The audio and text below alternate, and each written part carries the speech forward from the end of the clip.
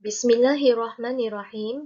Assalamualaikum warahmatullahi wabarakatuh. Apa kabar semua? Semoga semuanya berada dalam keadaan selamat dan sihat walafiat. Pada hari ini, kita akan mempelajari subjek Sains Kafah.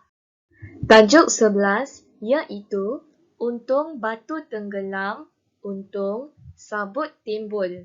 Sebelum memulakan pembelajaran pada hari ini, marilah kita sama-sama membaca doa belajar. Di akhir pembelajaran, murid-murid hendaklah dapat menyatakan benda-benda yang timbul dan tenggelam. Kedua, murid hendaklah boleh menyebut 3 cara menghargai anugerah pendengaran daripada Allah.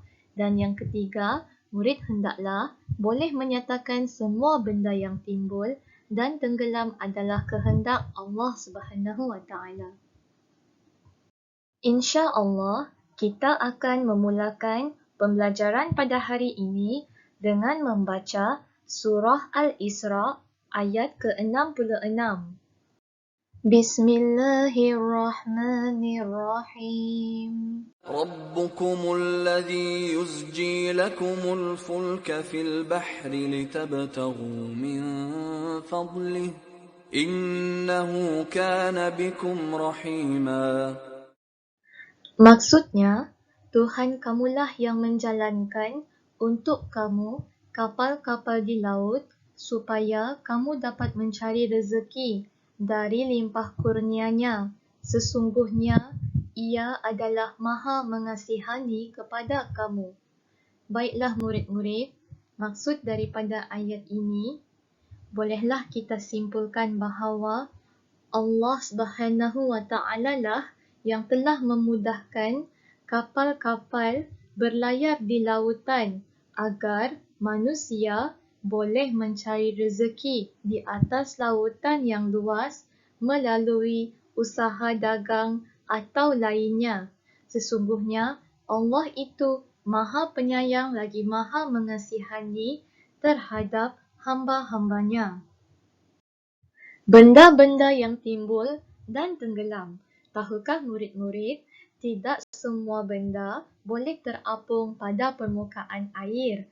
Ada sebahagian benda timbul di atas permukaan air dan sebahagiannya pula tenggelam di dalam air. Apakah yang dimaksudkan dengan benda yang timbul? Benda yang timbul adalah benda yang terapung di atas permukaan air, manakala benda yang tenggelam adalah benda yang jatuh dan tenggelam ke dalam air. Apakah ciri-ciri benda yang timbul ini? Ciri-ciri benda yang timbul ini adalah ringan dan kedap udara. Kedap udara bermaksud benda-benda ini mempunyai udara padanya. Manakala ciri-ciri benda yang mudah tenggelam adalah benda ini bersifat berat dan tidak kedap udara. Contoh benda yang boleh timbul di permukaan air adalah sabut kelapa, cawan polistiren, botol kosong dan juga buah apel.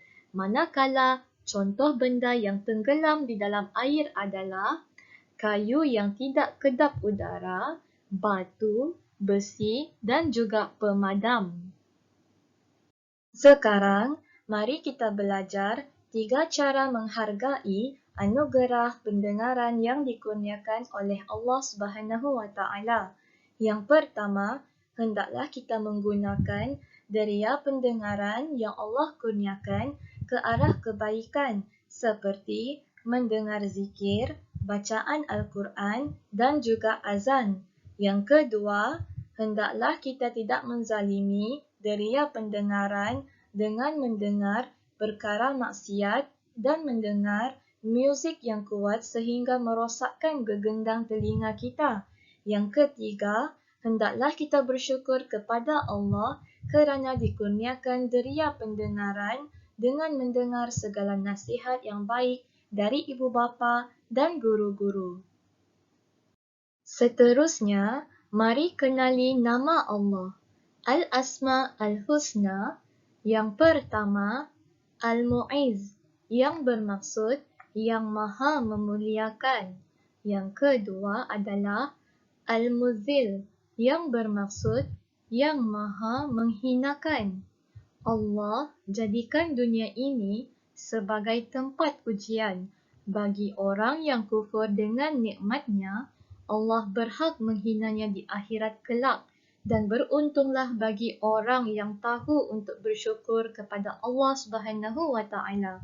Murid-murid, sama-samalah kita menjadi orang yang bersyukur atas nikmat yang telah Allah berikan kepada kita. Semoga kita tidak menjadi orang yang ditenggelamkan di dalam neraka Allah Subhanahu wa Ta'ala pada hari akhirat kelak. Na'udzubillah min zalik.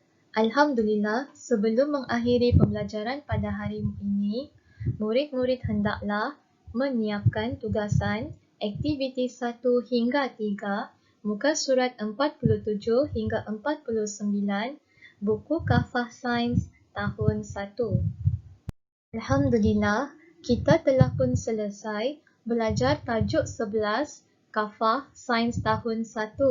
Terima kasih di atas perhatian yang telah diberikan. Sampai ketemu lagi pada kelas yang seterusnya. Assalamualaikum warahmatullahi wabarakatuh.